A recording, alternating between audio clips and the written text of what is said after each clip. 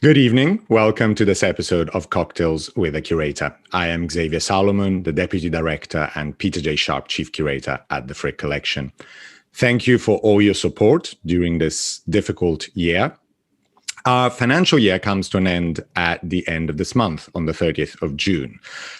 So if you feel so inclined, you can still support the Frick by clicking on the button on the right of your screen, and you can donate towards our annual fund, which really helps us to do many of the wonderful things that the museum does on a regular basis. So thank you for all the support you can give us.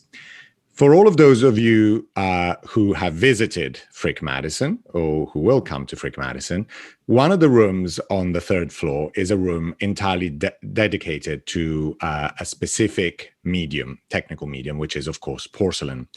In the last few episodes of Cocktails with a Curator, we've spoken about porcelain already. We've spoken about Asian porcelain, we've spoken about European porcelain. Until the early 18th century, all of the porcelain that reached Europe was produced in Asia, was produced in China and Japan. And it was only in the early 1700s in Dresden, in Saxony, that the Europeans invented a new way of making porcelain, a European way of making porcelain. And the establishment of the Meissen manufactory guaranteed the Europeans possibility of producing their own porcelain. At Frick Madison, we decided to display Asian and European porcelain together. So here you see one of the walls of the room, which includes pieces of blue and white porcelain. The room is devised to follow 18th century models where often pieces of porcelain were arranged according to aesthetic choices. So they were displayed according to shape and color of individual pieces. But here you see a combination of both Asian and Asian and European porcelain, which allows people to also understand how especially early European porcelain is directly indebted to the Asian models. So the four jars at the very top, the blue and white ones with flowers on them, are Chinese. Everything else, except from one object, was produced by the Meissen manufactory.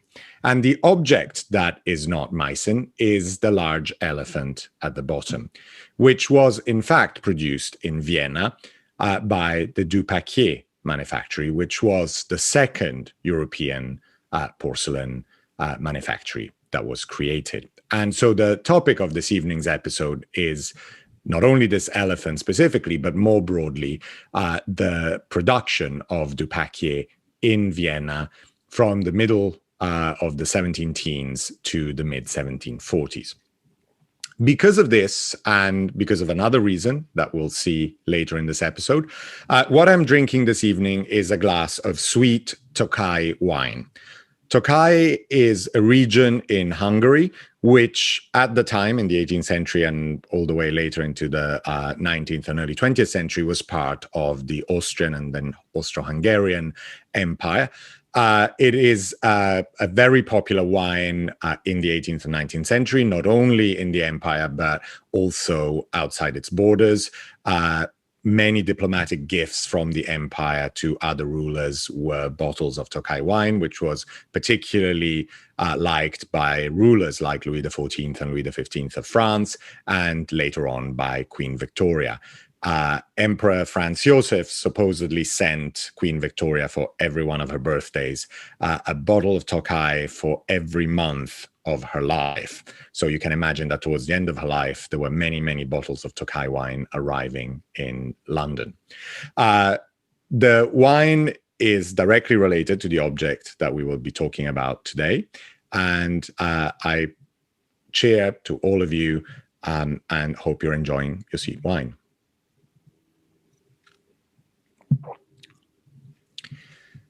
The objects from the Paquier manufactory at the Frick collection all come as a single gift, which arrived at the Frick in 2016, thanks to the generosity of Melinda and Paul Sullivan. The Sullivans are the greatest collectors of Paquier porcelain in the United States, and they allowed us at the Frick to make a choice of significant pieces from their collection that were gifted to the Frick. Here you see one of the displays we've done in the past of some of these objects. And all of them were displayed together between 2017 and 2018 in the Portugal Gallery in an exhibition entirely devoted to Paquier porcelain. And what you see at the very, very end on the left, before the statue of Diana, against the window on the left, is the elephant we're talking about this evening. This is one of the objects from the Sullivan collection at the Frick, which points out to some key elements of the Paquier manufactory. The manufactory was created by a man called Claudius Innocentius Paquier, who was Dutch and worked and lived in Vienna, in the capital of the empire. And we don't know an awful lot actually about his life. He's a rather mysterious man. But what he manages to do is he manages to bring the secret of making porcelain to Vienna.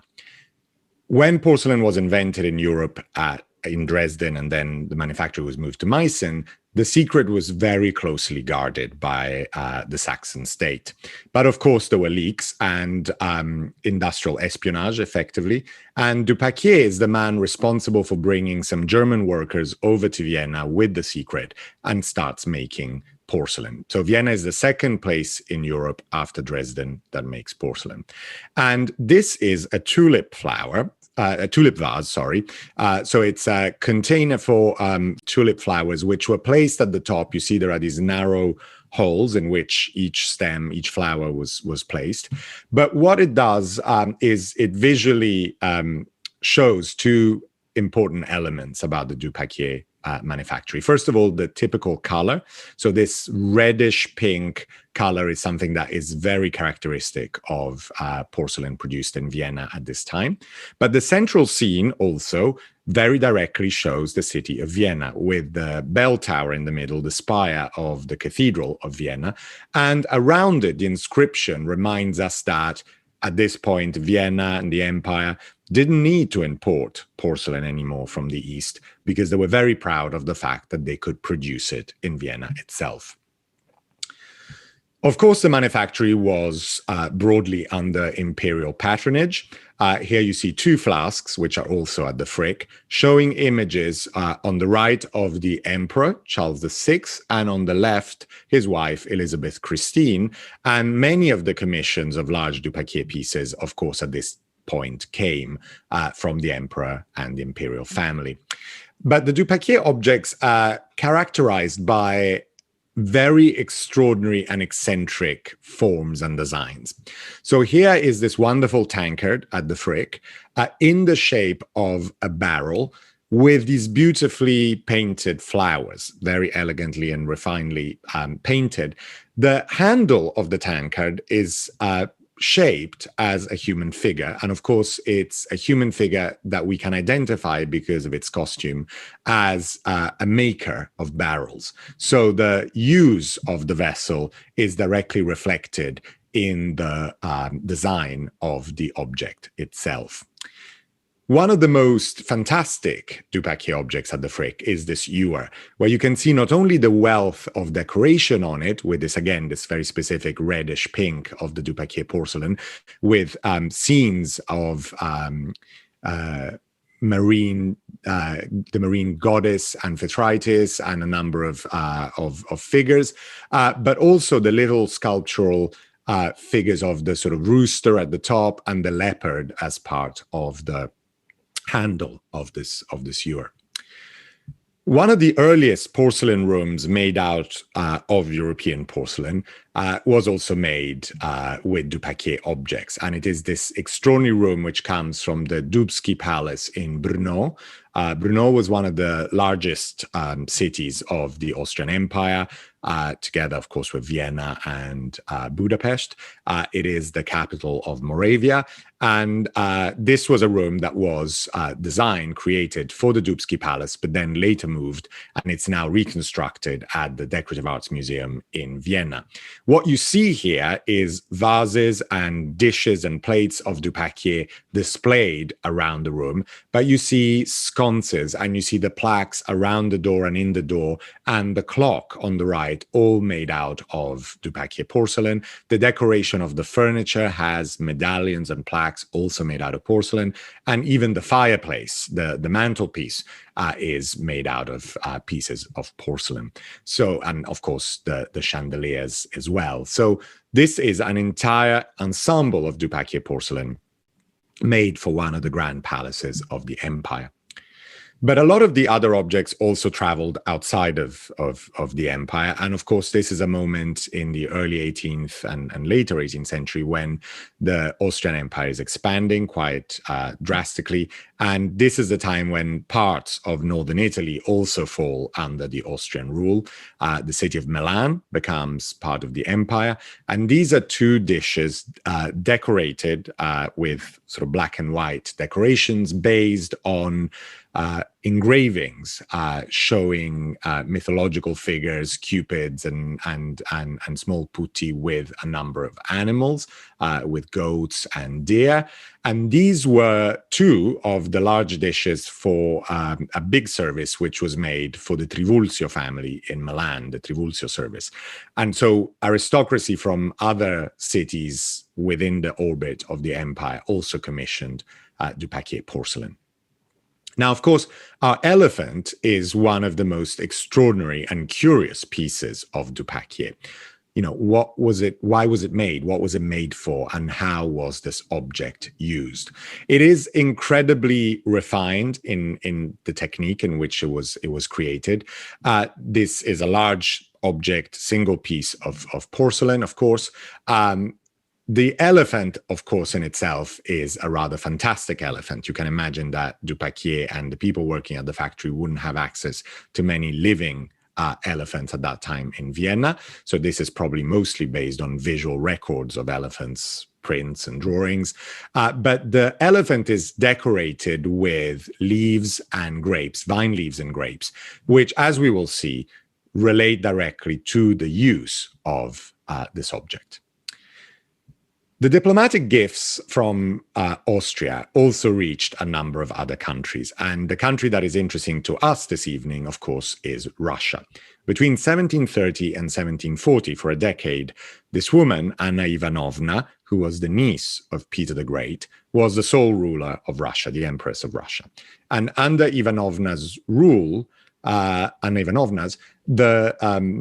alliance with Austria was a particularly strong one, especially in the joint battles and sort of war against the Turks. And also Austria and Russia sided together at the time in the War of Polish Succession.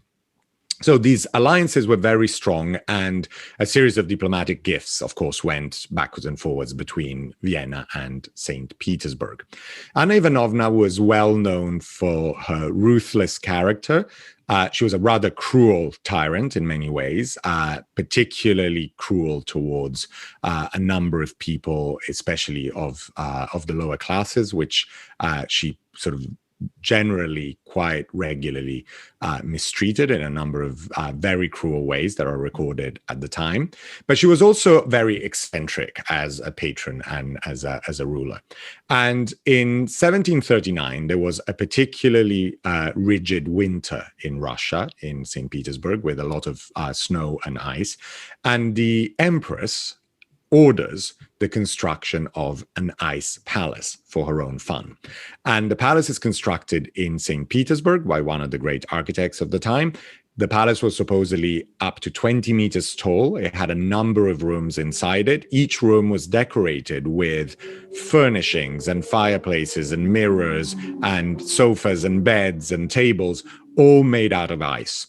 And everything in the palace was made out of ice. The palace was also surrounded by a garden with ice trees, with ice birds on it and on them, and a number of ice animals, including a life-size ice elephant.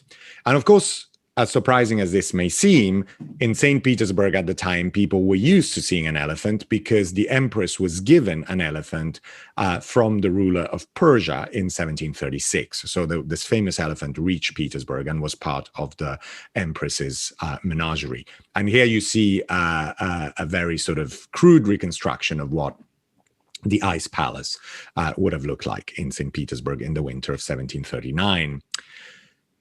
The gifts between Austria and Russia included a large service made for the empress by du Paquier and his manufactory. And this is one of the tureens, the large tureens from the service at the Frick, part of the Sullivan gift. Most of the service, the largest group of pieces of the service, is still at the Hermitage in St. Petersburg, but many other pieces were later sold and dispersed and are now in public and private collections outside of Russia. We're very lucky to have one of these tureen decorations painted and three-dimensional with flowers and different geometric patterns. The little statue, of course, at the top of an Ottoman Turk, probably referring to the war against the Turks and the victory of Russia and Austria against the Turks at that time. And below it, on the lid of the tureen, the prominent coat of arms of the Romanov family, the double-headed eagle with the imperial crown over it. So this is clearly a piece made for the empress as part of this very large service.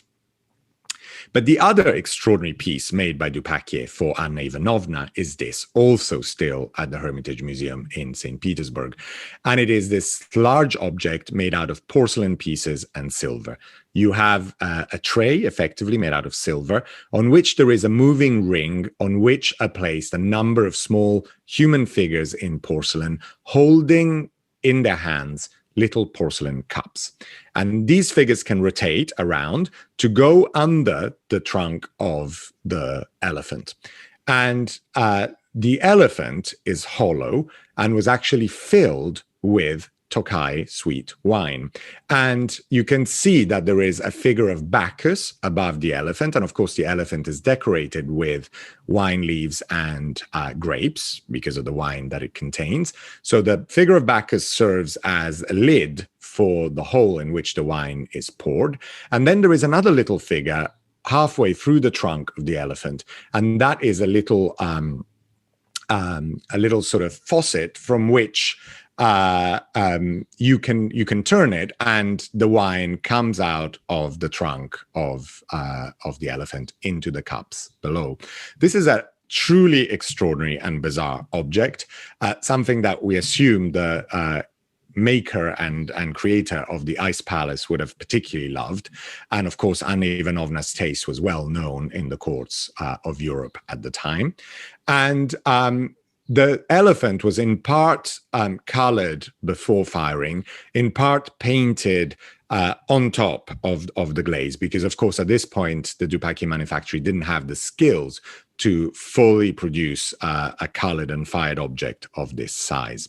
So how does our white elephant relate to the Empress's elephant in St. Petersburg? You can see from this photo that, of course, the elephant has no color decoration on it, but you see very clearly the hole in the back of the elephant, which is the hole on top of which the figure of Bacchus would have been placed. You see the two little holes in the trunk of the elephant from which the wine would have poured out. And you also see the other hole halfway through the trunk where the faucet would have been, that would have been used to pour the wine out of the elephant. Why is there a second elephant? So one of the theories is that the elephant was made as a spare, that du Paquier produced a finished elephant for the empress, but kept a second white porcelain elephant in case the imperial elephant broke or needed to be replaced. We do know, in fact, that after close analysis, our elephant still has some traces of color. So it wasn't really kept white. It was probably colored originally, and the polychromy has been rubbed off over time and has gone. So we don't know why the second elephant was produced. It may have been produced by du Paquier for another patron or with the intention of selling it to another patron. We actually don't know if a second set with the figures and the cups and the silver stand was created, or if only the elephant existed and then the rest was never made. That remains a mystery for us. The du Paquier manufactory didn't last very long. It only lasted about 25 years. In 1744, du Paquier sold the manufactory to the Austrian, to the imperial government. And of course, beyond that, it becomes the Vienna Imperial Porcelain Manufactory. So when you come to Frick Madison, I hope you spend some time looking at this wonderfully curious object. And I hope you're all enjoying your sweet wine, maybe not coming out of the trunk of du Paquier elephant, but wouldn't that be wonderful? Such a great idea. And I raise my glass to all of you and look forward to seeing you all again next week. Thank you.